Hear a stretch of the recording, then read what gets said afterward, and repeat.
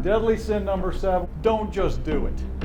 Okay, that's an okay slogan for Michael, but it's not okay when it comes to employee terminations. Don't be pushed into a corner regardless of the emotion to do it if you're not prepared. Don't procrastinate when you know that things have to be done. Don't just wing it. Plan this out. Take the steps you need to take and then act and do it right.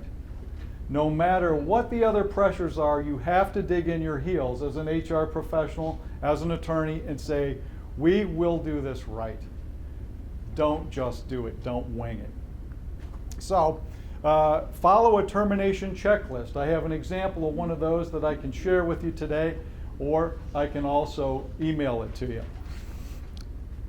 Now, a few do's. Has anyone gotten a takeaway or two? I want to think of it because remember I have the prize.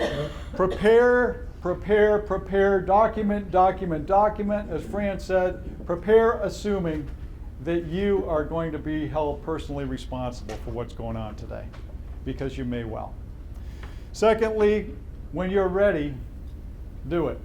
When you're not ready, don't be pushed into a corner. And don't procrastinate, get it done. Keep your cool, or you're cool, and remember that HR stands tall, HR's in charge in a situation like this. Regardless of the CEO, regardless of the personalities involved, we have to do this and do it well. Bring a friend, bring a witness. Don't do this on your own. Pay for and follow legal advice. I can't tell you how many times I've been on hand when we haven't followed the advice of a good attorney. And one of the things to mention there too is that outplacement. And here's a plug for the business that I'm in. Outplacement and having an outplacement professional on site when that bad news is conferred to our hapless friend Hank is really important.